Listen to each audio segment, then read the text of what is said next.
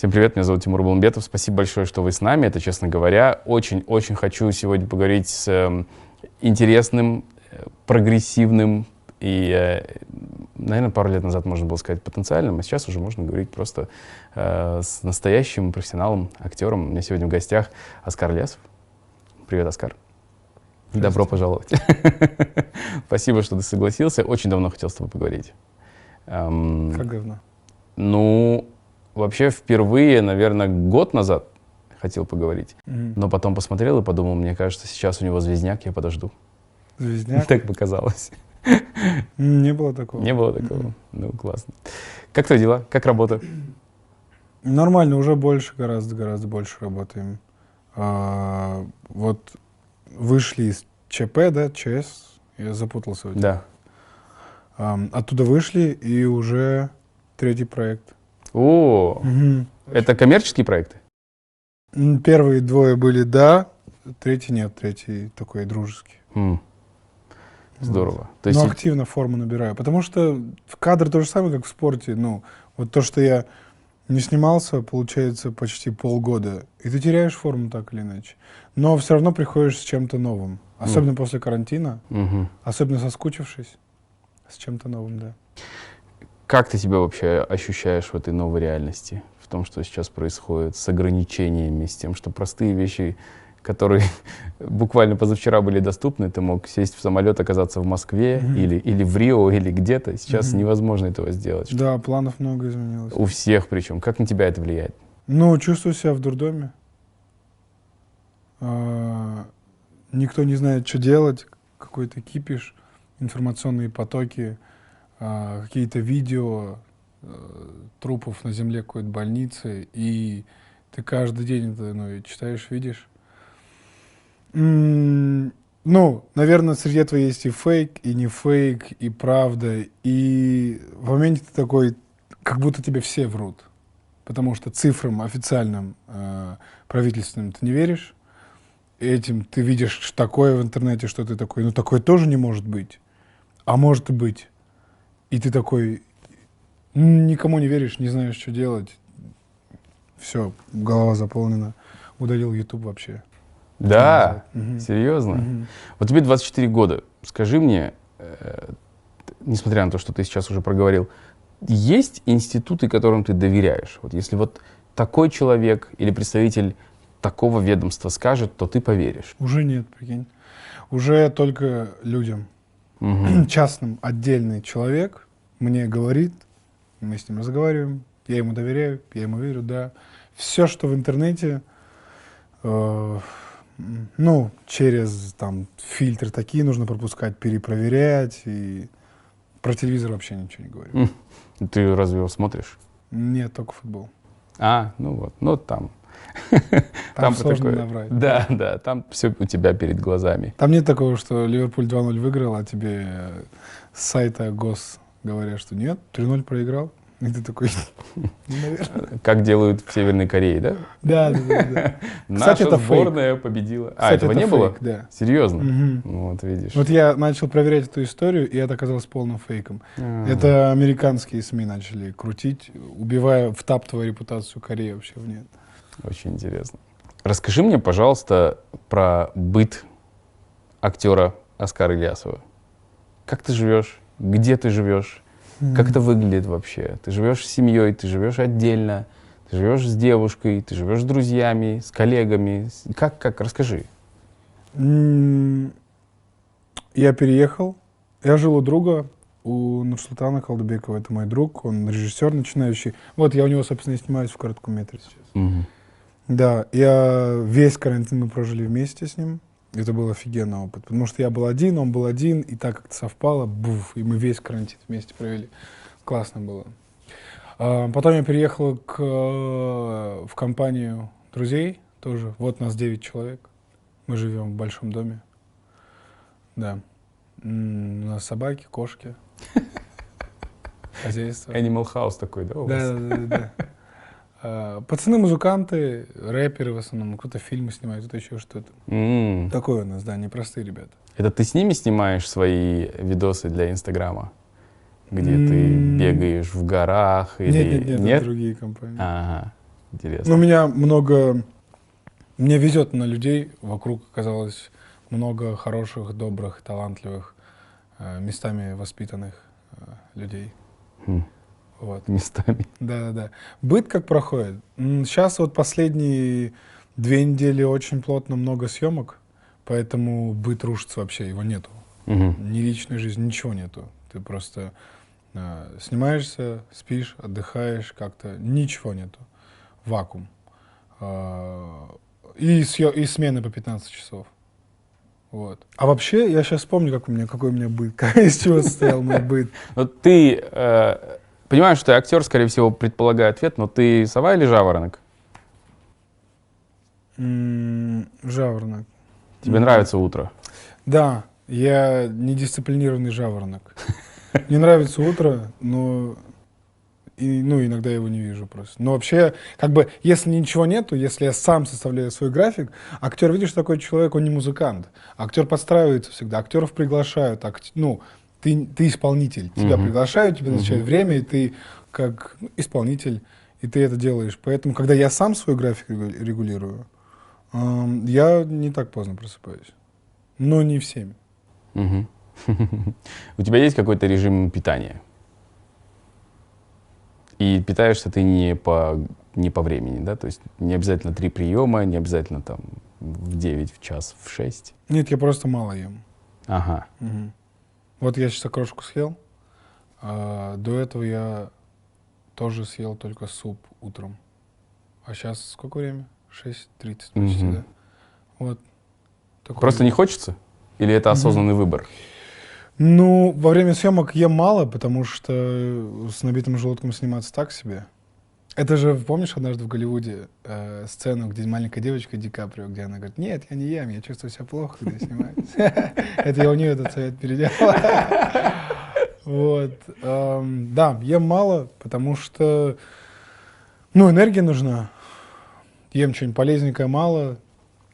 Солнце, вода с лимоном, кстати. Солнцеед? Интересно. Поэтому из Москвы переехал, кстати. Тебе там не климатило? Да, это ты еще в Питере, наверное, долго не был. Был. Да? Да. Тебе не было там сложнее? Питер компенсирует своей красотой. Это правда. Москва не компенсирует. Москва просто угрюмит тебя жестко, и все. Вот ты отучился в Москве, в институте имени Щукина. Почему именно это заведение? Ведь вариантов очень много. Ну, вообще, как правило, те, кто едут поступать в Москву, не выбирают, потому что ты идешь туда, куда тебя берут, потому что поток невероятный. А тут еще и взяли и туда, куда на бюджетное отделение. Я еще за год же выбрал, что я поступлю в Щуку. Еще бюджет, вообще сказка, если честно. Почему так случилось? Да очень просто. У нас была студия театральная, «Современник», Народный театр «Современник» в Астане, во Дворце школьников. И там была библиотека такая небольшая. Я уже понял, что буду поступать, начинал читать книг побольше разных. И там попалась биография Андрея Миронова. Вот, я ее читал, я восхищаюсь, конечно, им. И я ее почитал, и там была такая глава про Щуку именно. И она меня вообще просто какой-то Хогвартс по описанию. Хогвартс, волшебный, любовь, все такое-то. И... Это так оказалось на твоем опыте? Да, подтвердилось все. Представляешь, да. Закажите кредитную карту DOS от банка Home Credit с новым дизайном, более высоким лимитом и гибкой рассрочкой. С ней у вас всегда будет под рукой кредитный лимит до 2 миллионов тенге. Гибкая рассрочка до 5 месяцев. Вы сможете получать кэшбэки до 6%, переводить деньги на карты других банков РК без комиссии и бесплатно снимать наличные. Для открытия карты не нужно идти в отделение, ведь банк выпустит и доставит вам карту прямо домой. В городах, для которых предусмотрена доставка. Заказать карту можно по ссылке в описании под видео. А потом еще, по иронии судьбы, я еще и в сатиру пошел, как Миронов. Такая ирония судьбы, представляешь, как книга. Вот. Ну да, сложно было поступать. 650 человек было на одно бюджетное место. И мне в моменте мой художественный руководитель Валентина Петровна Николаенко, если вы слушаете, вам большой привет. Это человек, который просто меня в профессию вот так внес, по сути. А я ей понравился, она меня брала там этапы, 9 этапов поступления. И она мне в моменте говорит: слушай, ну, ты классный, талантливый, но ты казах. Ну, типа, меня... Она говорит: ты сможешь платить? Я говорю: нет, я не смогу платить. Она говорит: ну, если я дам... У меня 5 бюджетных мест на мальчиков, а мальчиков всего должно быть на курсе 15, ну, там конкурс невероятный. Она говорит: если я одно место дам казаху из 5, это будет странно. Типа, ну, а ей кафедра вся актерского мастерства говорит, ну, типа: Валентина Петровна, что он у вас будет играть? Какого Чехова, какого Островского? Куда вы его берете? Ну, ладно, если он очень, очень уж вам нравится, но не бюджетное место. И меня сливают с 3-го тура. Мне было так стыдно, что она в меня поверила, а я не оправдал. И потом случайным образом пришел в Щуку забирать документы, и она меня видит. Вот как в фильме «В коридорах» я иду с документами, и она вот так встречается, она говорит: о, привет. Я говорю: здрасте. Она говорит: ты что, зачем пришел? Я говорю: за документами. Она говорит: зачем документы? Я говорю: ну, типа, вы меня скинули, я пойду дальше поступать. Она говорит: и все? Я говорю: что? Она говорит: ну и все, ты сдался? Типа, тебя всего лишь скинули, и все? И ты сразу бежишь документы забирать? Ты же хотел сюда. Прям кино, действительно. Да, кино, чистое кино. Я такой: ну нет, ну я не знаю. Она говорит: чтобы через 5 секунд тебя здесь не было. Я реально убежал. Вот я прям такой стоял и убежал в коридор. Потом вижу в списках снова свою фамилию. Она меня отвоевала. И потом я поступал, и она меня зовет еще раз, говорит: ну сейчас серьезно. Типа, Минкульт, посольство, кто-нибудь. Я тебе сделаю любой документ, подтверждающий, что ты поступишь уже, если Казахстан за тебя заплатит. Я такой: хорошо. Иду в посольство Казахстана. Через там каких-то знакомых, какой-то третий секретарь. И я думаю, я-то с ощущением, я первый казах и гражданин Казахстана, кто может поступить на бюджет, кто может учиться там. Впервые в истории? Да, да. Вау. А Щуке уже сколько? 107 лет. И для меня это, ну, я чувствовал себя, как будто я Олимпиаду сейчас выиграю. И я думал, я такой: да! Думаю, сейчас я им покажу этот документ. И они такие: вперед, Оскар, поднимай нашу актерскую сферу. И я такой прихожу, и там дядька в очках такой с усами. Такой, я говорю: вот, я к вам, да, слышал. Я говорю: ну вот, типа, я поступаю, вот, типа, документ, могли бы вы там что-то. Он говорит: вон там папка синяя, там бюджетные места, которые мы выделяем. Ну, типа, квоты называется. Я начинаю листать, там, таможенники, какие-то что-то еще неинтересное. Я говорю: а где актеры? Наивный. Он говорит: там в конце в разделе «Творческие». Я такой на последнюю страницу перелистываю, там «Творческий», там написано «Архитекторы» в скобках 2. 2 места только для архитекторов. Я такой: а тут нет актеров? Он говорит: ну, значит, нет, все. Я говорю: а можно мне одно архитекторское место? Я говорю: там, ну, по сути, это же деньги, ну, можно же как-то. Нельзя, говорит. Я говорю: вот у меня документ, типа, просто, ну, как-то согласуйте, у меня нет денег платить, а меня берут сюда, типа. Он такой: и все? И я пришел к ней, я говорю: не дают денег. Она такая: ну, он говорит: я не знаю, что делать, ищи. Я такой: окей, что-то, ну, через родителей точно не было таких денег платить.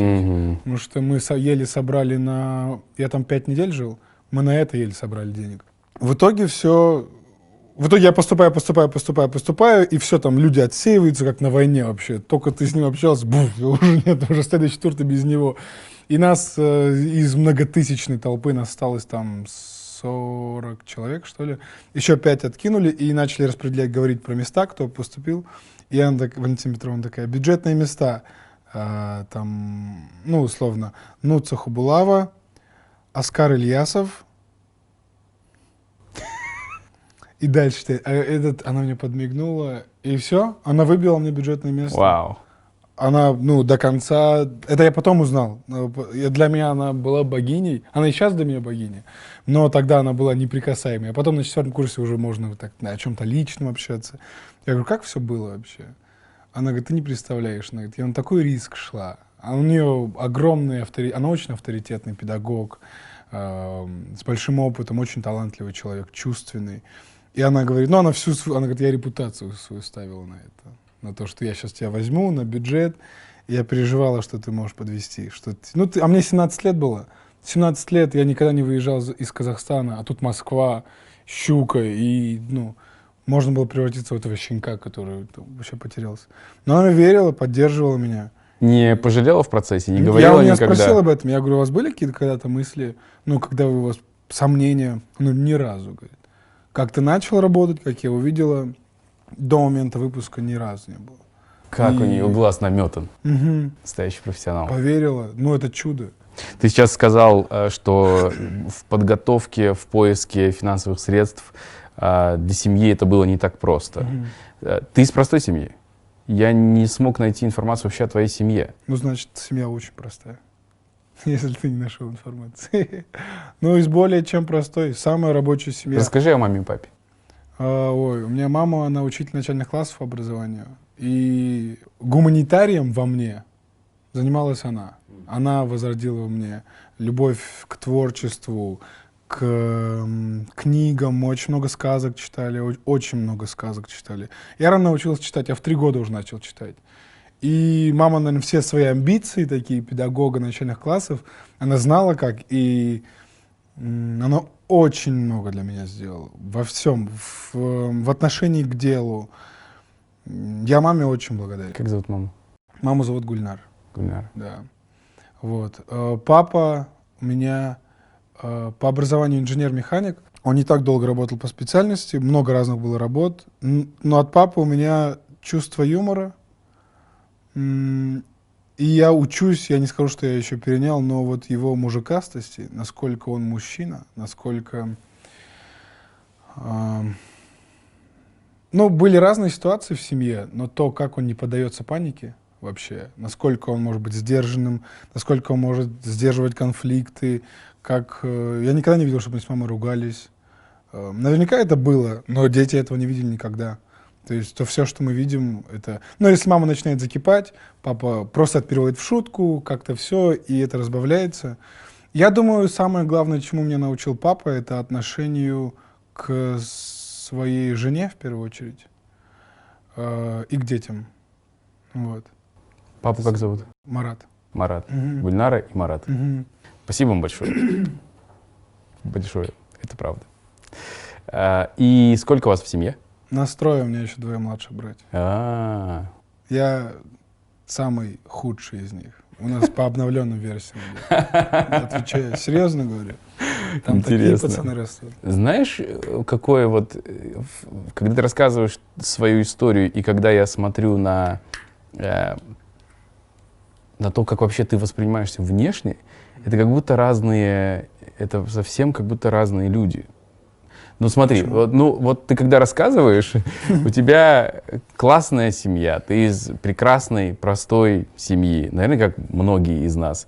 Но когда я, например, слежу за тобой в Инстаграме, складывается, и может быть, потому что это рабочая страница, я не знаю, как ты к ней относишься, или смотрю, как ты даешь интервью, складывается ощущение, что наоборот, ты такой золотой ребенок, ну или, может быть, из богатой семьи, с кучей возможностей, с ощущение, что ты не слышал «нет» и что не было сложностей. У нас есть в крови порода. Я думаю, это породистость. Я очень горжусь этим. Я в себе это чувствую и развиваю, но это вот какая-то породистость вне зависимости от социального положения, вне зависимости. Я говорю, вот мой средний брат Ансар, ну, он принц, правда, по как он мыслит, какой он светлый. Не знаю, как так произошло. Из самой простой семьи. Ну да, я тоже, я это начинаю, вот я недавно начал это чувствовать, когда в новых компаниях как-то какие-то притирки начинаются, когда начинаю рассказывать историю о своем детстве, как-то меня так слушают, типа... Come on! Ну типа, да. Типа, ты что, хочешь казаться обычным псом, как мы? Типа, вот из такого. Это интересно. Очень многие, ну, наверное, так кажется со стороны, потому что часто люди, наблюдая, видят уже какой-то результат, и думают, что так было всегда, но это же неправда. Да, это неправда. Ты 2 сезона проработал в театре сатиры. С чем был связан твой уход? Там вообще комплекс был всего. Это было очень верное решение. Вот сейчас прошел ровно год. Одно из самых мудрых моих решений было уехать из Москвы. Потому что именно из театра сатиры почему ушел? Да. Потому что... Это ведь такая возможность. Да, это площадка, это театр, в который сотни, тысячи пытаются попасть и работать там. Ты получаешь эту возможность, но в какой-то момент... Короче, да, был момент, когда я повелся, наверное, на это. Там очень хорошие зарплаты, очень хорошие. 60 тысяч рублей для молодого актера, который только что пришел в театр, это баснословные деньги. 60 тысяч рублей плюс квартира в центре, на Арбате. Вау, даже жилье предоставляют. Да. Вау. То есть, все условия. Но и тут встает выбор перед тобой. Мне не очень нравится репертуар театра сатиры. Он не мой. То есть не то, что это что-то плохое. Он не мой изначально. Но я на это пошел, именно то, почему ты говоришь, что это возможность, это и так далее. Я на это пошел. И, знаешь, после выпуска из театрального института очень важно, чтобы тебя кто-то взял. Это такой момент психологический. Я очень благодарен Александру Анатольевичу Ширвинту и Мамеду Гусейновичу за то, что... Это директор театра. За то, что они меня взяли, они поверили. Им тоже говорили: казах, зачем, что он у вас будет. Александр Анатольевич, я думаю, он взял меня просто потому, что я ему понравился. Он приходил на пару спектаклей, в которых я играл, и, отметил мое чувство юмора сценическое, и вообще, просто, наверное, какие-то мои способности.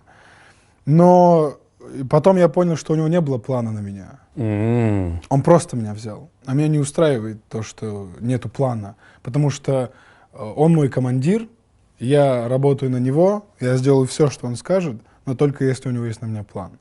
А я оказался в труппе, мне платят зарплату, все идет хорошо, меня вводят в какие-то спектакли. В общем, грубо говоря, 2 года я стоял на месте творчески. Ты был в резерве, да? Да, на скамейке сидел. Да. И это может сильно подшатнуть уверенность. Это один в один футбол. Молодой футболист, его берут, ему приглашают Бавария или Реал, ему не нужно сразу туда идти. Поиграй сначала там, уверенность, ты должен сначала сильным быть, чтобы прийти в такой большой театр. Послушай, здесь еще один аспект есть, помимо, если в спорте ты физически подготовлен, ты классный игрок, и тебя не берут, это странно, непонятно. Но здесь же есть еще аспект принадлежности этнической. 100%. Да, репертуара. Тебе, как они и говорили, что тебе нечего играть там, да? Куда тебя встроить? Да. Я везде немножечко экзотика, немножечко. А я видел себя. Я видел в то, что со мной можно смелее работать. Со мной можно было бы поставить условного Гамлета, и тогда оправдано, почему Гамлет азиат. Потому что он не понимает, что происходит. Он немножечко не от мира сего. Он немножечко не с ними, как будто бы. Если бы, условно, всех Офелию, маму, дядю, всех играли бы русские актеры, а я был бы Гамлетом, мне кажется, было бы очень интересно. Но, опять же, Гамлета там нужно заработать, заслужить, понятно. Там тоже были такие разговоры. Там немножечко о других временных промежутках идет речь. Когда мне говорят, типа, да ладно, так побегаешь еще лет 5, там уже квартира, уже квартиру дадут, там уже роли появятся. А я думаю, а что, я через 5 лет на квартиру себе не заработаю, что ли? И что вообще происходит? Меня не устраивает такая история, сидеть. Вот. Но коллектив прекрасный. Да, сам факт того, что я поработал Я играл спектакль с Ширвинтом на одной сцене, с Александром Анатольевичем Ширвинтом на одной сцене. Я буду этим гордиться, внукам буду говорить, вот правда. Потому что это, если ты помнишь мою предысторию, от Миронова, и лучший друг Миронова, и вот мы на одной сцене играем. Я свою миссию выполнил там, я считаю, за 6 лет. Твой любимый спектакль, в котором ты сыграл за 2 сезона? Твоя любимая роль, точнее? Нет ее, понимаешь. Ага. Там такой еще тоже промежуток после театрального института. Театральный институт — это Хогвартс. Там постоянно что-то происходит. Мы без выходных как-то насчитали 5 месяцев, что ли, без единого выходного. Ты забываешь про выходные. Нету личной жизни, нету ничего. Ты не знаешь Москву. Я с Москвой начал знакомиться только после выпуска. Потому что ты постоянно там. Ночуешь, остаешься. ну, это было самое романтичное время в моей жизни, когда ничего нету, кроме творчества. И после... Ты растешь там как на дрожжах, ты постоянно растешь, ты видишь каждые полгода, как твои однокурсники растут, ты видишь это. И после... И потом на 2 года... И так немножечко в невесомости. И это все давило, Москва давила. Я как выпустился из института, я понял, что, оказывается, я в Москве живу все это время. И та Москва, которую я увидел, мне не понравилась совсем. Вот причины твоего возвращения мне очень интересно. Это, окей, вот уход из театра, да, это один из аспектов. Или все-таки главная причина возвращения в другом? Смотри, я просто поясню, почему. То есть исторически так сложилось, что в Москву стремятся. Из Алматы, из других республик хотят стать популярными в Москве, потому что становишься там успешным, становишься там профессионалом, здесь дорога будет открыта. Это же совковая парадигма. Что абсолютная, абсолютно. Но, да, слушай, мы с тобой родители, ой, точнее, дети советских родителей. Какие-то эти вещи передаются. О, мама была очень против меня. Незримо передает. А вот, мама даже была прям против. Или напрямую. Вот для тебя что повлияло? Как ты это решение принял? Вернуться все-таки и начать вот дома работать? Вот так проснулся. Блин, а может уехать? Ну да, меня здесь ничего не держит. Там вот комплекс, почему? В первую очередь, я даже не буду говорить там, вот топ-3 причины. Да. Это Москва, насколько она мне не нравится, и люди, ну, не нравится весь движняк этот. Театр и личная жизнь. К тому моменту у нас заканчивались отношения, и мы никак не могли их закончить, как будто бы. И вот все это привело к тому, что, ну да, а что здесь делать еще тогда? Вот. Интересно. Тебе комфортно здесь сейчас? Еще это я принял это решение в тот момент, когда были митинги здесь. И это тоже причина. Я следил вот за новостями, и меня сильно... Я себя некомфортно чувствовал, что вот там что-то происходит дома, а я здесь. И очень некомфортно чувствовал себя. Это же вот активно были социальные сети, там блогер, не блогер, разделились. Ян Казах тоже тогда же был. Да. Вся эта история. Что-то происходит, а я как бы с краю. И мне не нравилось это. Я бы хотел быть в Казахстане, когда вот что-то такое происходит. Да. Здорово. Вот, поэтому это тоже была одна из причин. И 5-я причина, что я очень соскучился, конечно. Это не 5-я не по числу, не по приоритетности, а вообще, что я очень соскучился по языку, по ментальности. Я очень соскучился по людям. Очень соскучился. Вот. Здорово, что ты вернулся. Классно, что здесь тоже карьера складывается, что это вот не закончилось все. И карьера началась твоя с сериалов. Я просто хочу спросить. Одни из первых твоих ролей были, если вот говорить об экране, в сериалах. Сейчас сериалы для тебя это актуально или это пройденный этап? Только что ехал сюда, читал синопсис, прислали на один сериал. Отношения к сериалам в России и в Казахстане абсолютно разные. Это разные истории вообще. Да и подход, профессиональный подход. Да, в том числе. Если полные метры у нас или клипы у нас могут постараться. Вот, Джан, ты не поверишь, фильм для меня, который показал, что мы можем делать вот за небольшие деньги относительно можем делать такое качественное кино. До сериалов это еще не дошло. Я, короче, думал подписаться на один сериал, вот прям казахша. Прям очень казахша. Потому что я сейчас снова вспоминаю язык, и мне нужен опыт именно посниматься на родном языке. Но, блин, материал отстой вообще, все, что присылают. Неинтересно. А вот так идти только ради опыта. Ну, тоже тут есть момент того, что сериалы же регион в основном смотрят. А те, кто смотрит эти сериалы, как правило, не смотрят фильмы, в которых я снимаюсь. И мне бы тоже хотелось познакомить себя с людьми, которые смотрят эти сериалы. Зачем? Вот. Не знаю, какая-то такая актерская штука. Эго, наверное. Да. Ну, я чувствую уверенность в себе. И типа... Да нет, это просто эго, просто чтобы больше людей знало. Спасибо за честность. Да, на самом деле. А что с языком у тебя вообще? Ты говоришь по-казахски? Мгм. Я учился в казахском классе. Да, Что? представляешь. Почему мы не слышим этого? Я не знаю. Ну потому что я не говорю. Я вспомнил, потому что я не говорю. Ну потому что так сложилось. Я в 17 лет переехал, и все, и 6 лет без языка. А я не то, чтобы там до этого очень хорошо говорил. Ну, я учился, так или иначе язык есть. Но вот сейчас, за этот год, я его хорошо подтянул, потому что с пацанами на казахском все больше и больше начинаю на казахском общаться. И очень скучал по языку. И он очень красивый, мне очень... И песни казахские слушаю. Кого ты сейчас слушаешь? Аршат, кстати, есть группа Аршат. Ты знаешь? Нет. Обязательно послушай. Группа Аршат? Мгм. Интересно. Какая это музыка? Что-то там от джаза есть, где-то там латино какая-то проскакивает. Но это на родном языке, и это меня... Вот как меня Молданазар потряс в свое время, да. Как он меня потряс, вот сейчас ребята так же. Отлично, я обязательно найду, послушаю. Интересно, и если там Ссылка еще... в описании. Если там еще есть фьюжн джаза и латин, это вообще круто. Это вообще круто. Скажи, ты уже поработал со многими режиссерами, если говорить о кино. С каким, точнее, какой режиссер научил тебя больше других? Вот так, что ты с ним работаешь, и ты такой: о, я желудь в тени дуба. И В вот, Казахстане? да вообще в целом. В Казахстане не было ничего подобного даже. Ничего подобного. При всем уважении, ни один из режиссеров меня ничему не научил. А вообще должен? Думаю, да. Ожидание вот Да. от процесса какое? Потому что режиссер лидер. Ага. У нас есть такая штука в Казахстане режиссеров.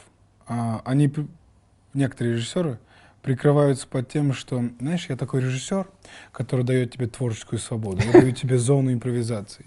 А это значит лишь то, что ты мне ничего не можешь сказать. Ты всю ответственность взваливаешь на меня. То есть просто импровизируй, ну скажи что-нибудь, вот все в этом роде.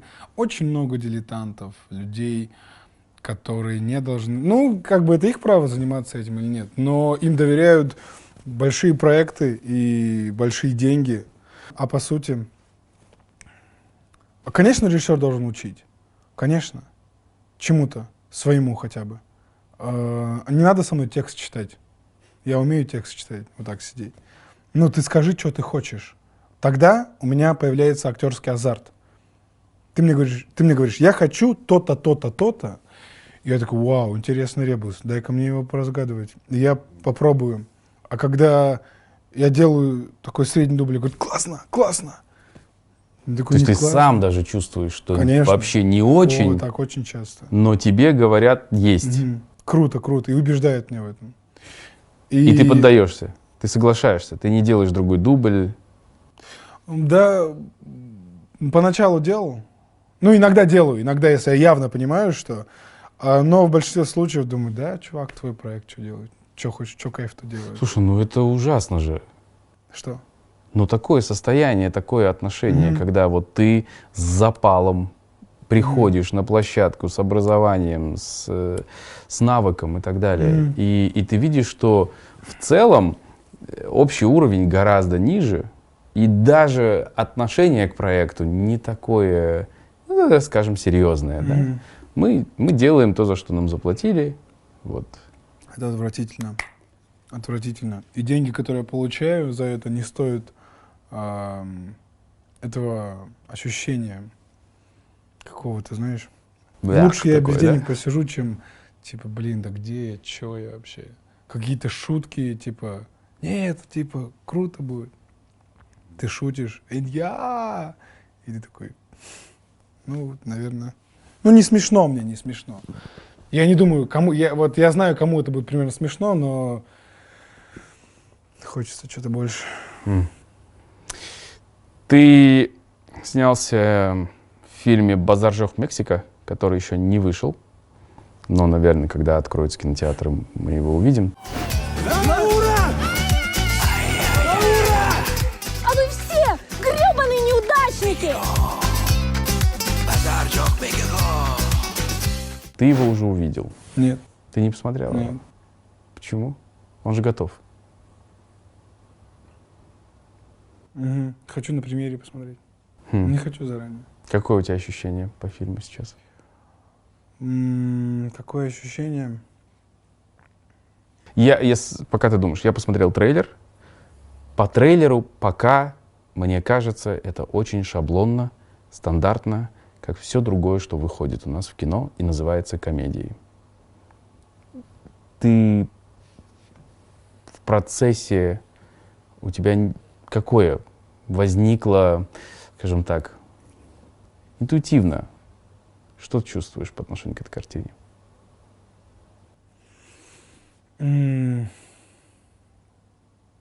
Она найдет своего зрителя. По поводу этой картины или по поводу процесса всего? По поводу итога. Итога я не видел итога. Но по ощущениям, что да, это милая, добрая история, как, наверное, много историй других в казахстанском кино, но с другими актерами и в Мексике.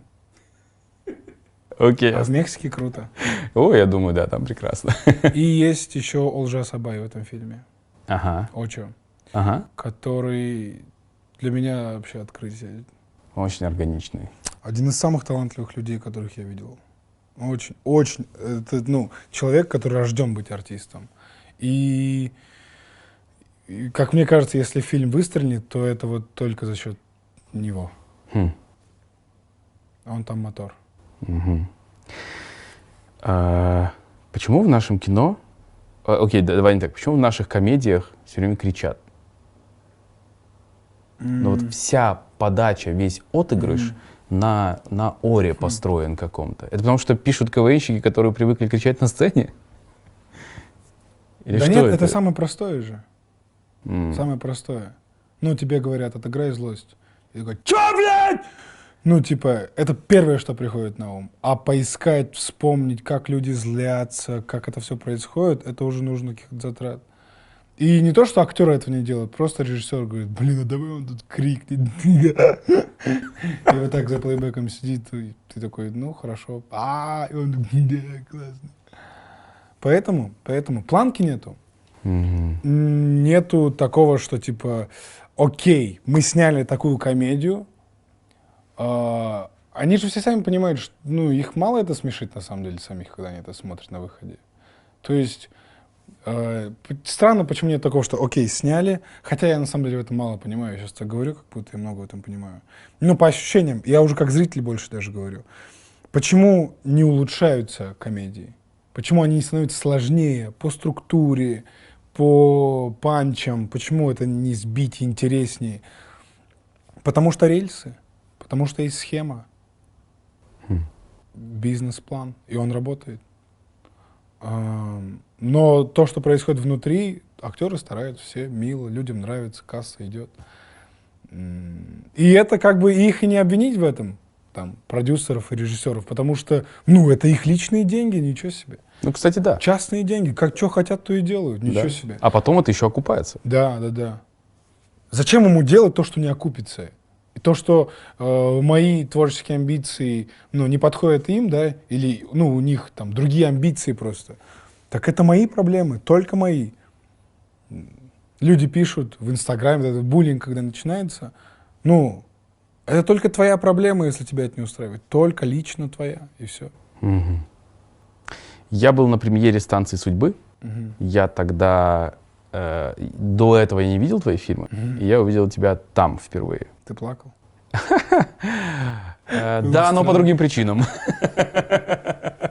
Самые главные эмоции в зале. А что их вызвало, неважно.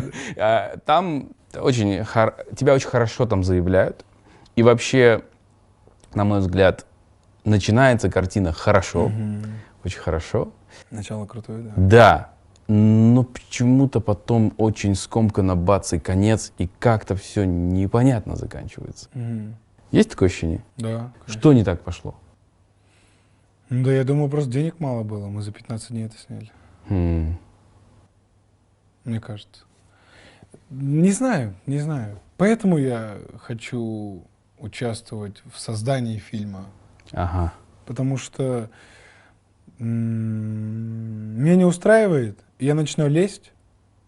То есть, если есть какая-то структура, да, и ты начинаешь туда лезть, дальше своего персонажа. Ну, ладно, я могу лезть все, что связано с моим персонажем, Твоя делаю, что юрисдикция. хочу. Да. А потом я вижу, что, блин, пацаны, там... Не работает. Ну, типа, там дальше не вяжется. Они такие, ну да.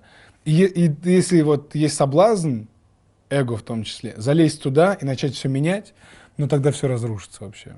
Надо делать свое, надо делать отдельно. Вот. И...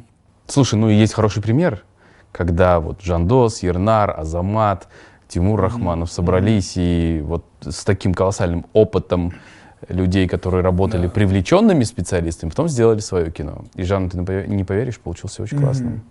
Жандос, мне кажется, его слабо слышат, но посыл, о котором он говорит везде и всегда, это «давайте объединяться». Я его целиком полностью поддерживаю. Жандос мой очень близкий человек.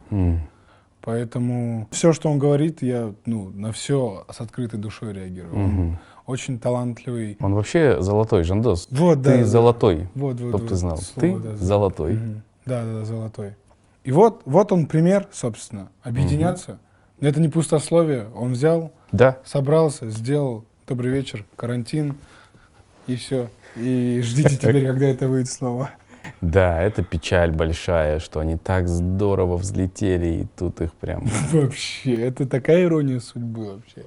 Я за Мексику вообще не так переживал, как за этот проект.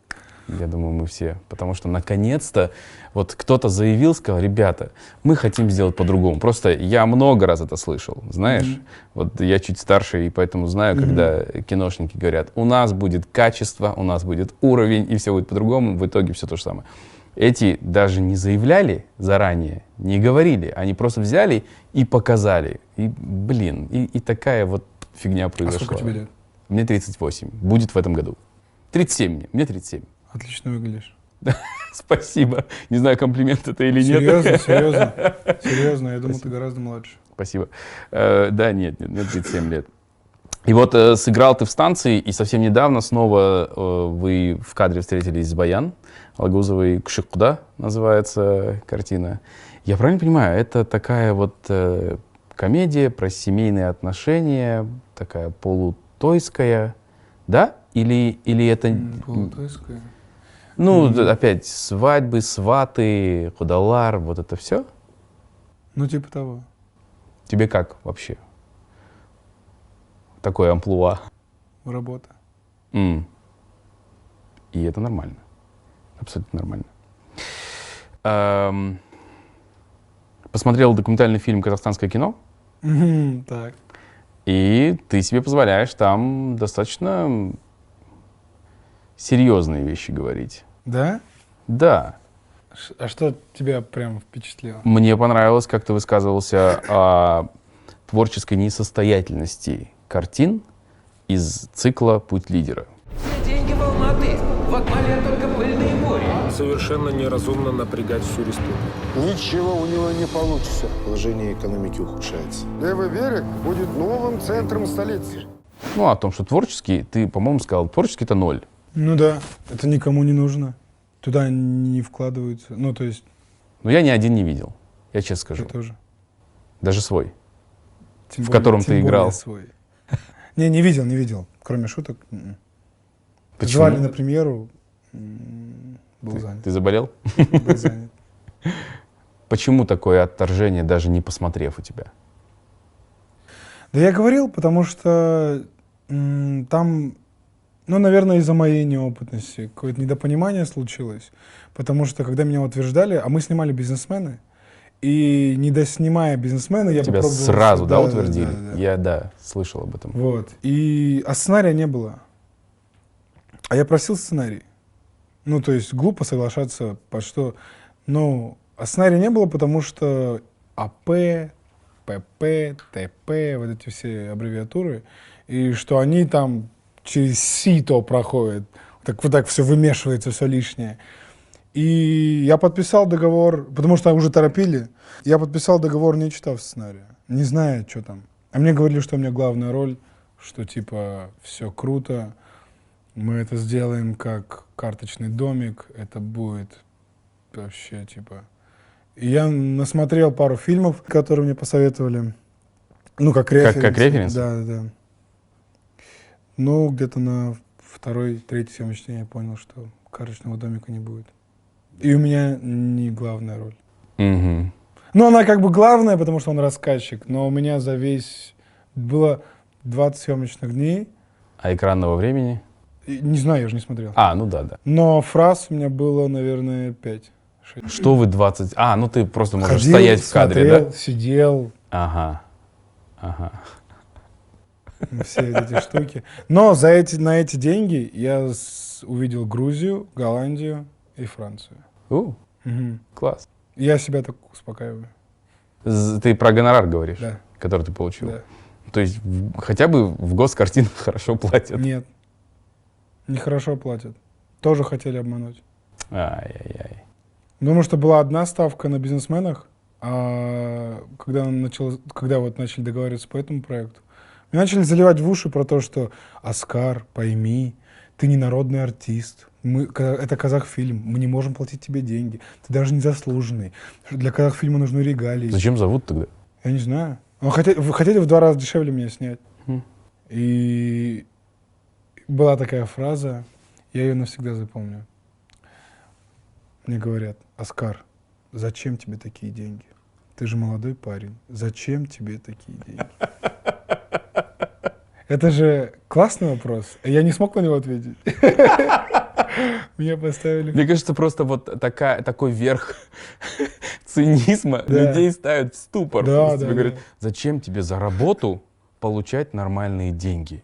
Ну да, типа ты же приходишь, снимаешь всего лишь и получаешь такие деньги. Зачем? Ты знаешь, мне кажется, еще почему вот даже возникает у них желание, смелость задавать такой вопрос, что очень многие идут в кино только из-за тщеславия. Для многих это не профессия. Это вот красоваться в кадре. Меня, кстати, знаешь, что впечатляет? Вот мы снимаем же в городе, в разных местах. И люди незнакомые часто приходят, говорят, типа, таксист может сказать, что типа, что есть там возможность меня тоже в кино снять? Вот эта фраза, типа, ну хотя бы в массовке, ну хотя бы типа где-то. Я прям вообще не понимаю, почему люди хотят сниматься в кино хотя бы в массовке. Я не могу понять мотивации. Пишите в комментариях, как вы думаете, какая мотивация у этих людей. И подписаться не забудьте, кстати, тоже. Но ты об участии, я так полагаю, что была бы возможность, ты бы не снялся там, да, если бы можно было переиграть. Тут смотри, какая тонкая грань между тем, чтобы не оскорбить людей, которые работают над этим проектом. Ну, конечно. Понимаешь? Нет, вот если меня сейчас пригласят туда, то нет. А тогда нужно было, я думаю, все-таки. Потому что хороший урок. Я думаю, опыт ты получил колоссальный. Да. Просто но, к сожалению, не взаимодействие творческий даже. вообще. Да. Я про это и говорю. Просто меня многие не так поняли, типа, что это не имеет творческого смысла. Это и со стороны не имеет творческого смысла, но и внутри тоже. Я был внутри. И я понимаю, как скован режиссер, который снимает этот фильм, как скован актеру, как все скованы. Как понятие скованность может, творчество сосуществовать, и да. Как они пересекаются вообще? И это выдают за художественное кино. Ну и не говоря уже там, какие деньги уходят на это. Но это не мое дело. Я посмотрел несколько, не знаю, интервью, но видеоматериалов с тобой, где тебе задают вопросы. Тебе все время задают вопросы про фильм «Тренер», про режиссера Данилу Козловского. Мне кажется, у Данилы Козловского реже про него спрашивают, чем у меня. Ну и также часто тебя спрашивают про Сатаева, про Акана. Я про Данилу не буду спрашивать, но я хочу узнать твое отношение по поводу назначения Акана сейчас в качестве главы казахфильма. Ты с ним работал. Как ты думаешь, вообще эту систему можно развернуть? Ее можно улучшить? Есть там шанс того, что вот такая коррумпированная годами, просто поколением система может повернуться вот в правильное русло и начать работать во благо? Я вообще, год живу в Алмате, и я только-только начинаю узнавать какие-то имена, кто, как, вот все эти, движухи эти, которые там происходят. И ни о ком ничего положительного не слышал. Как будто бы хорошие люди до туда не доходят. Как будто там нужно, как будто там не место там хорошим людям, порядочным, которые за творчество. Такое ощущение складывается. Но вот Ақан Сатаев, он порядочный, воспитанный, добрый человек, который тянется к творчеству, который старается что-то делать. Я думаю, это лучшее, что могло случиться с казахфильмом. Но я очень на это надеюсь. Потому что вот президенты стран, например, да, мы же понимаем, что в некоторых странах это подставные лица, что управляют всеми одни люди, а ты отдувайся, иди езди там по командировкам в другие страны, на саммитах сиди. Вообще не знаю, о каких странах ты говоришь, даже не догадываюсь. Ага. Во многих странах так происходит. И мне бы очень не хотелось, чтобы это назначение было таким, что Ақан ага был функционером. Я бы очень хотел, чтобы он воплощал свои идеи с этими возможностями. Тогда это было бы круто, полезно. Вот. Можно ли повернуть эту систему? Я не знаю эту систему. Я не знаю, кто эти люди, как это происходит, как это делается. Я себя чувствую вообще ребенком по сравнению. Они что-то там, какие-то дела делают, а я такой, какие-то дяденьки ходят, знаешь. Поэтому я туда вообще не лезу. Но я обрадовался по-настоящему, когда я удивился, потому что, есть ощущение от казахфильма, которые дяденьки пытались в том фильме как бы отмыть, в том фильме, о котором ты говоришь, в документальном этом. И вот какое-то ощущение такое складывается, репутация у казахфильма такая. И есть Ақан Сатаев. И когда это все заместилось, такой, вау, интересно. Я обрадовался. И за Акана... Мне интересно было бы, как он сам к этому отнесся. Вот. И какие планы было бы. Было бы классно, если бы они говорили, или, может, они говорят, какие у нас планы? Есть в планах снять столько-то фильмов. Вот такие. Вот такой-то будет кастинг. Прозрачнее делать систему. А то казахфильм, это же ерунда, какой-то, когда все сидят, эти дяденьки, и говорят, какой казахфильм великий. Что это? Покажите. Да, конечно. Просто покажите. Как можно, я вообще от того, что вот эта вся ситуация с этим фильмом, когда на Нурлана Куянбаева, типа, вы там то, вы там сё. Правильно? Как Ермек Турсунов сравнивает Нурлана Куянбаева, говорит, и вот есть там Данелия, есть Рязанов, да. При всем уважении, но Ермека Турсунова тоже никто не сравнивает с Феллини, с Тарковским. Если так, да, по чесноку. Но это же нечестно вот так однобоко там сравнивать. Это такое высокомерие, мне кажется, не очень уместное в творчестве. И, как правильно сказал Жандос, если мы будем объединяться, мы будем это делать вместе. А вот так никто ничего не делает, деньги расходятся, все ходят, какие-то эти закулисные игры. Распри, что-то происходит, клановость какая-то. Да. И ты такой, да я вообще не за этим сюда приехал, мне не интересно, что у вас там происходит, будет проект интересный или нет. Есть люди новые, лица. Я не понимаю, опять же, вот в Щуке я учился, там были... понятно, там и ингуши, курс из Ингушетии, дагестанцы, коми, осетины, много кто, буряты были, азербайджанцы были, Кабардино-Балкария, корейцы были. Мы так гордимся нашими отношениями с Россией, самые великие партнеры, такие самые, да, агайндлар такие. Но почему не договориться с Щукой о том, чтобы набрать один курс из 20 человек, чтобы их там учили одни из лучших педагогов в мире. И чтобы вернулось 20 фрешменов с образованием, с горящими глазами, и работайте. Это разве стоит таких больших денег? Путь лидера может закрыть им 4 года смело. Да, даже не столько. Даже, может быть, даже не четвертиночка. Да, с математикой у меня плохо. Просто мы не знаем, сколько на самом деле эти картины стоят. Я про то, что деньги же есть, значит, если они уходят. Почему вот так их не отправить? Почему не вкладывать туда, чтобы это потом возвращалось. Об этом кто-нибудь думает? Странно. Я готов стать послом между Казахстаном и Щукой. Я готов им стать. Это так в мире же и работает. Вот аламни, то есть выпускники университетов, они потом у себя в странах становятся представителями, отвечают за набор, объясняют. С большим удовольствием. Вот это так и должно быть. Но, видимо, нужно быть инициатором. Слушай, ну я надеюсь, что кто-нибудь это услышит, кому-то эта идея понравится, потому Да. что как это может повлиять круто на общий уровень даже в кино, представляешь, если появится, вот я просто, ты говоришь, а я параллельно представляю, вот приехало 20 выпускников, они круто обучены, они профессионалы, у них горят глаза, Вот они есть рвутся Оскар в Ильясов, бой. его будет 20 Оскаров Ильясовых, только кто-то еще талантливее, еще девчонки, и все так, если сделать набор такие прокачанные.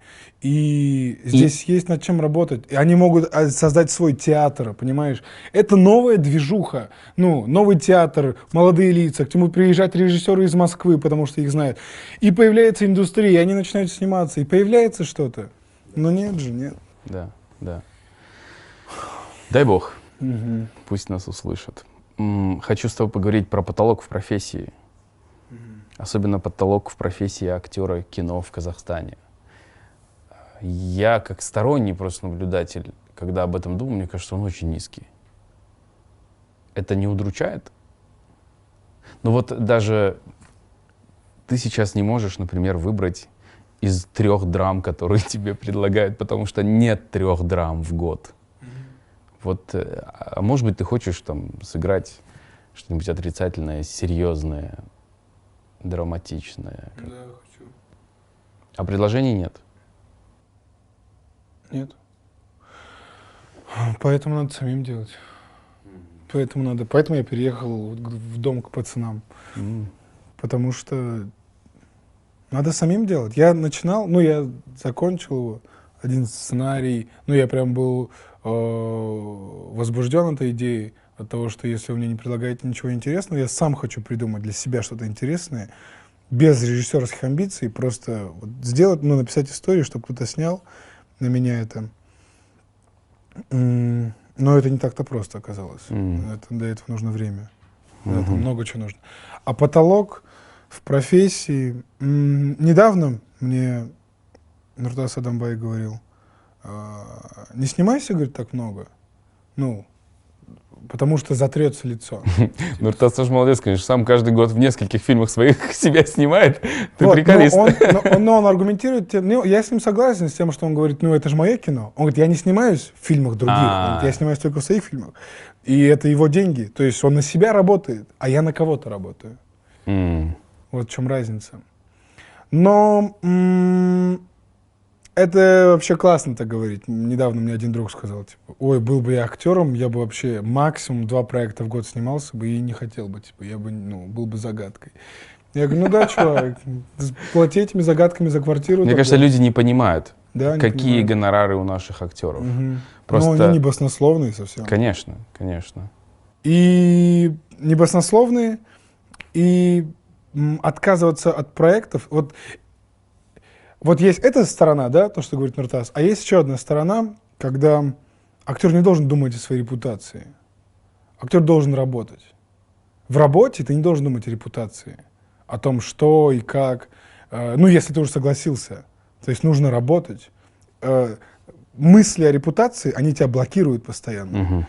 Ты начинаешь, наверное, это как-то по-дурацки, и потеряется детское баловство.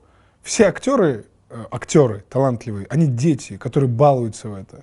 И их жизнь состоит из сплошного баловства, иногда депрессивного баловства. Актеры, которых я знаю, в том числе я, это люди, которые постоянно что-то ищут. Это не то, что мы приходим на площадку, мы что-то делаем полгода, потом приходим, снимаемся и на заработанные деньги остальные полгода живем. Это постоянный процесс. Ты постоянно думаешь, смотришь, общаешься с людьми, смотришь на критические ситуации. Постоянно, это постоянный процесс. И ты приходишь с этим, и тебе говорят, пошути вот так, это будет смешно. Такой, ладно, пошучу.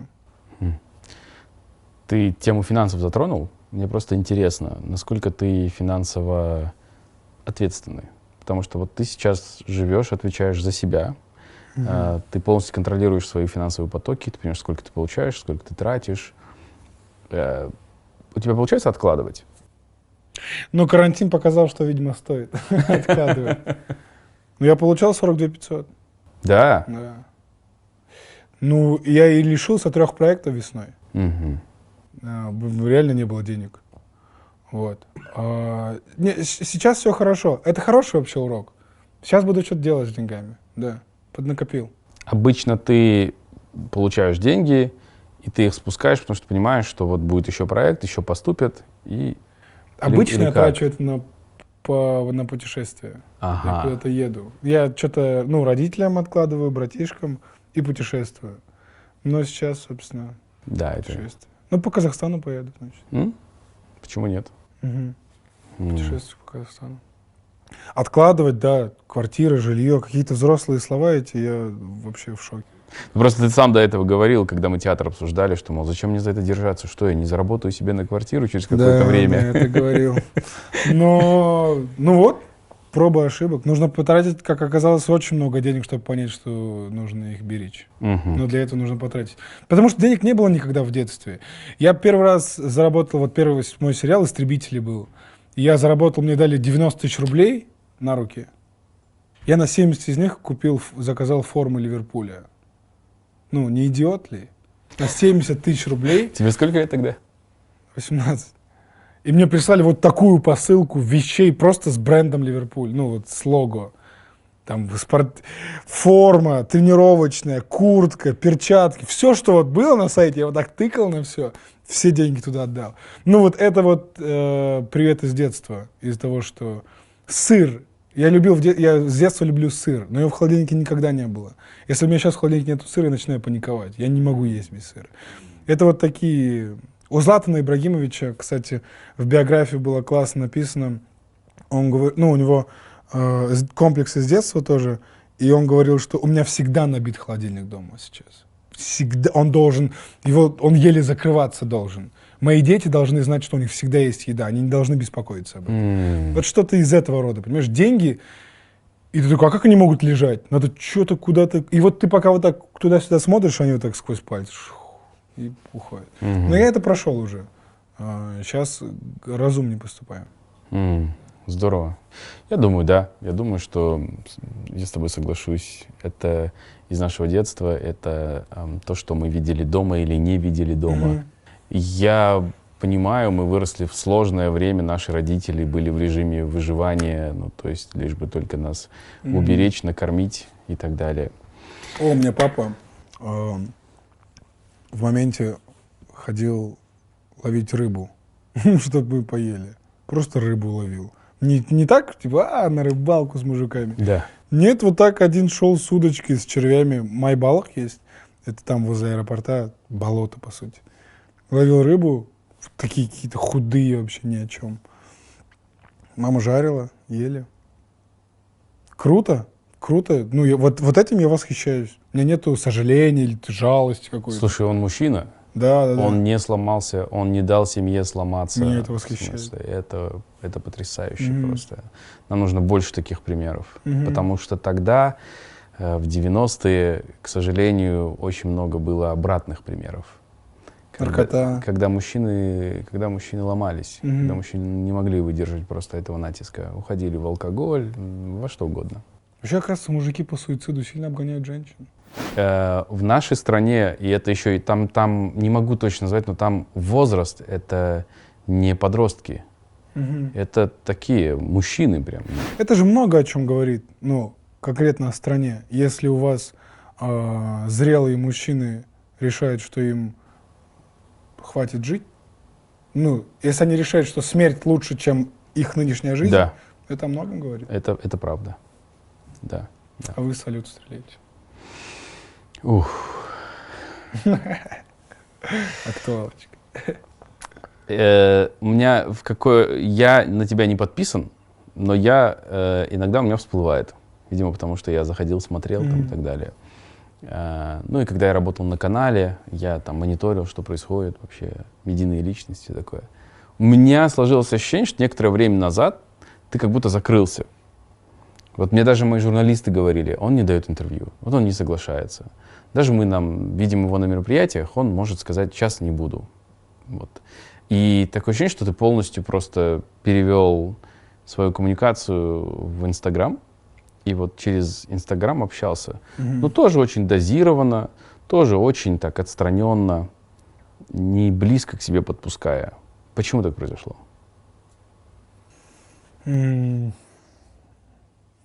Ну, я вообще уходил из Инстаграма на 3 месяца вообще. Потом вернулся, вообще не хотел возвращаться.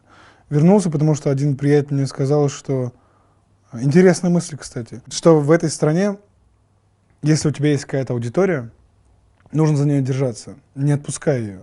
Потому что может так случиться, никто от этого не застрахован, что могут прикрыть со всех сторон, и это будет единственным путем коммуникации. А если не будет Инстаграма, то у тебя нет коммуникаций, как будто, личных, знаешь. И мне это показалось интересным аргументом. Слушай, Вот. а ведь в этом есть правда. Вот то, Да. что сейчас происходит с Кенталом, ты видел, с певцом? Что-то, да, я слышал. Да, Там за За Вайн 4-летней давности его хотят привлечь к ответственности, А я что так там понимаю. суть в чем? Он там, на мой взгляд, не смешно шутит, но он не смешно шутит в полицейской форме. Все, понял, да. Вот. видел. И его Реально сейчас... не смешно, кстати. Да, это как будто не шутка. Я не понял. Ну, то есть, но Талга, у него своеобразное чувство юмора.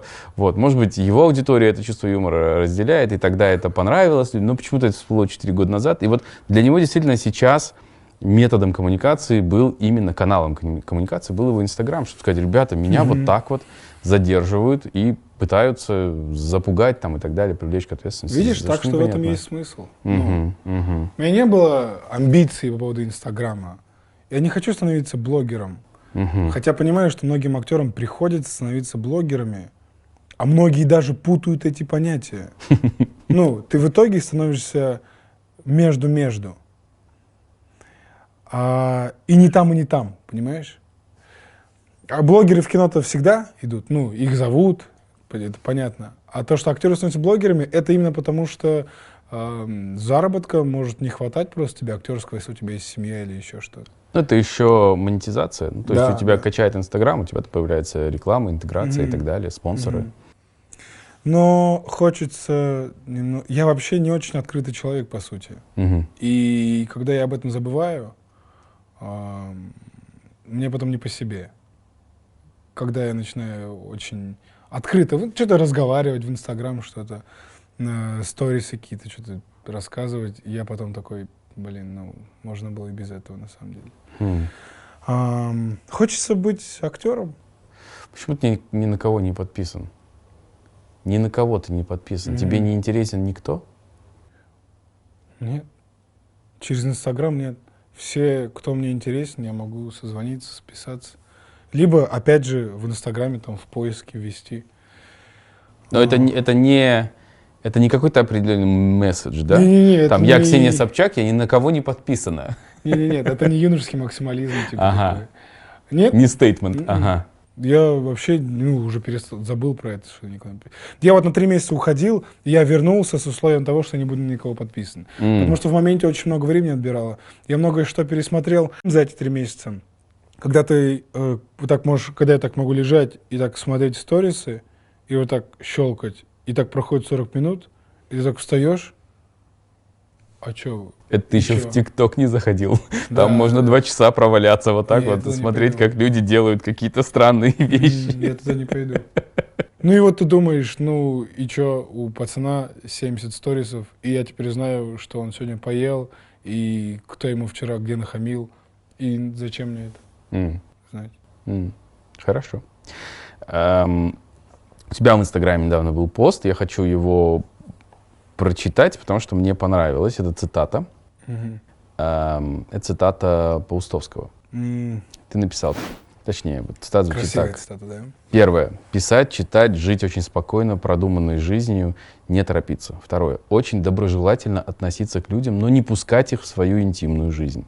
Третье. Не делать из пустяков трагедии, не скандалить. Четвертое. Жить совершенно свободно, уважать свободу чужих чувств, не судить о людях из третьих рук и не приписывать людям Из личной неприязни всех смертных грехов. 5. Работать над любимым делом. 6. Не увлекаться модными вещами в литературе и искусстве. 7. Чаще отдыхать, уничтожить в жизни суету. Вот, в общем, все. Ты это практикуешь?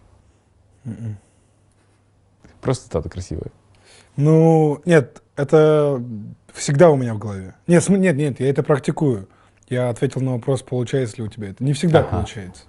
Но практикую, стараюсь. Просто, я полностью с ним согласен. И нет-нет, надо перечитывать эту цитату. Она прекрасна. Так просто, очень просто и понятно. Без всяких лишних. А читаешь часто? В последнее время. Ну, сейчас буду чаще. Сейчас начал уже чаще читать. Но чтобы я до конца книгу прочел, такого уже год не было. И это меня не радует.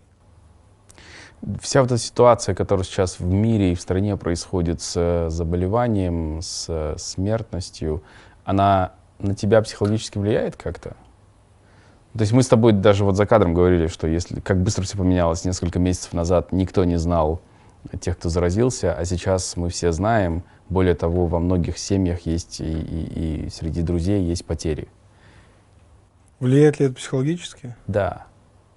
То есть ты как к этому? Ты от этого закрываешься, ты стараешься заглушить это, или ты все время... Слишком много принимаю, наоборот.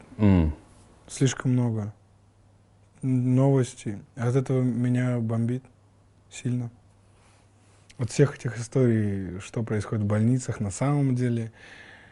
Ну, это же сюр. Типа ты вот так смотришь там за новостями, либо у меня тоже есть один друг, он врач. Он рассказывает, что-то он рассказывает, что-то. А потом ты заходишь на какой-нибудь Тенгри, где все хорошо. Как-то. Цифры. 396 человек умерло. Не так-то много. У меня, наверное, среди знакомых больше умерло. Вот среди, там, через одного. Почему? Короче, от вранья... Вот вранье давит. Вот коронавирус так не давит, как вранье. Потому что тяжелое время, давайте, т-т-т. Что-то пилят, что-то происходит постоянно, какие-то назначают, снимают, что происходит. Я думаю, дело не в том, что сейчас происходит, а вообще несостоятельность кадровой системы вообще, врачей. Что никто не был готов в мире к этому. Но то, что мы сейчас в топ выходим, там, в моменте были в топ, первое место, да, по проценту заражения. Потом в топ-30 мы вошли, да, сейчас. Нам обещали, что мы будем входить в другие топы. А мы входим в эти. И это не радует. И это не хейт какой-то оголделый, что типа вот вы. А это мое сопереживание, сочувствие людям, которые стали жертвами вранья этой системы. Вот. Я считаю, что это и есть патриотизм. Когда ты любишь, когда ты можешь говорить и хорошие, и плохие стороны. Ты можешь критиковать. Да, можешь критиковать. Потому что я люблю папу, я ему могу сказать, что что-то не так. Это любовь, это желание сделать лучше. А то, что сейчас патриотизм загибают под то, что вы должны молчать и... Ты не носишь узоры. А? Ты не носишь казахские узоры. Ты не патриот. Вот из этого. И никого не критикуй, ничего не делай. Традиции и то и сё. Вот к чему мы приходим, собственно. Ты говоришь, а я вспоминаю, я же немножко старше. Я помню, когда мы получили независимость. Когда мы получили независимость, мама настояла на том, чтобы я перешел в казахскую школу, потому что я 4 класса в русской отучился, для того, чтобы я потом мог говорить на 2 языках, и ей большое спасибо. Она свято верила в то, что через какое-то время все будет на казахском в Казахстане. Она тоже учитель, тогда в школе, сейчас уже в университете профессор. И я помню, как в казахской школе, когда я туда перешел, нам все время говорили, вот Казахстан 2030, все будет совсем, мы будем жить в такой стране, нас доведут, наша власть доведет нас до такого состояния. И в каждом коридоре у нас там на перемене невозможно было не видеть вот Казахстан, Екжзоц, там везде, Екамумоц, везде висело в моей казахской школе. А сейчас я понимаю, что уже 20-й год, а конь не валялся. Да. Ты понимаешь, вот нам тогда казалось, это недостижимо, мы будем старые, и наши дети, наверное, будут жить классно. Сейчас я понимаю, что даже в это я пока с трудом верю. Как будто в том-то и суть была, знаешь, какую-то цифру придумать, типа 20-30. И ты такой, ну, наверное, к этому времени что-то получится. А вот уже 2020, и... Да. А кому предъявлять? Что происходит вообще? Скажи мне, чего ты боишься больше всего? Боюсь? Чего я боюсь?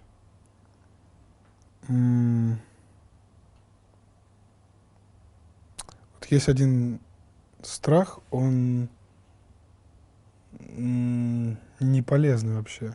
Когда ты боишься о чем-то пожалеть в будущем. Он сковывает. Вот он сковывает. Когда ты... Ну вот, боязнь жалеть о прошлом. Это связано с боязнью ошибиться? Да? То есть ты боишься ошибок?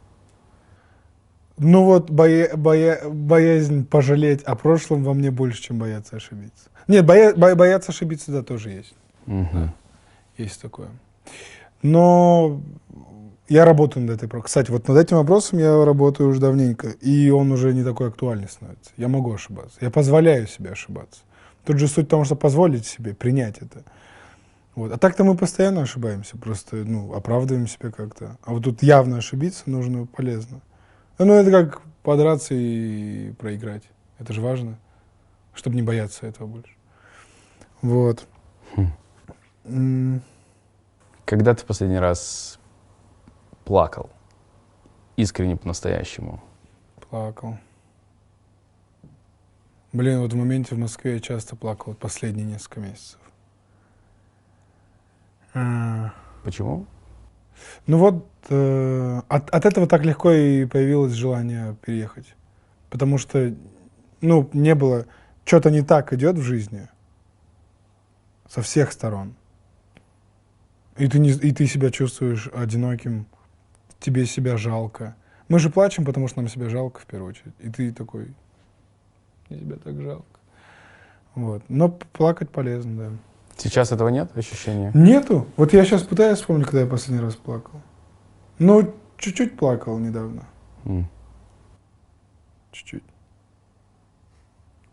Не рыдал. Хорошо. Вот. Ну, ты себе позволяешь это делать? Да легко вообще. Но я бы хотел, наверное, даже стоило бы чаще это делать, на самом деле. Когда есть, да, я этого не стесняюсь. Но иногда что-то переживаешь на ногах. Вот. А потом это придет по-любому. То, что вырвется. То, что должно будет отплакаться, оно отплачется позже просто.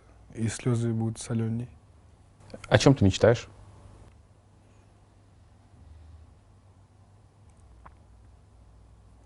Я мечтаю о семье, о детях, о своей земле, о своем доме, о внуках, о счастливой семье. Да, самая большая мечта. Но мне нравится, как у самураев, что у самурая нет цели, у самурая есть путь. Это интересно. Ты не такой азиат, ты другой азиат. Да. Это Москва тебя перепрошила. Не слушай их. Спасибо, Оскар. Че, все? Ну, это очень... Мне очень нравится то, чем ты сейчас поделился. Про семью? Угу. Да, мне тоже нравится. Это классное желание. Угу. Найти бы еще ту самую женщину. Она где-то ходит и ищет тебя тоже. И я тебе могу сказать, что это так. Да? Да. А вы случайно познакомились? Да, можно сказать, да. Но эту историю мы не будем рассказывать. Мы как-нибудь отдельно сделаем про это что-нибудь. То есть у меня еще время есть, да? В принципе, у тебя его очень много. 24 года, чуваку. Спасибо тебе, Оскар. Мне было здорово с тобой пообщаться. Да, спасибо, что согласился. Это, честно говоря. Подписывайтесь, смотрите. Напишите, что вам понравилось и что вам не понравилось. В Аскаре про меня можете написать, потому что вы же знаете, я идеальный. Шучу. Спасибо большое. Это, честно говоря. Увидимся совсем скоро. Пока.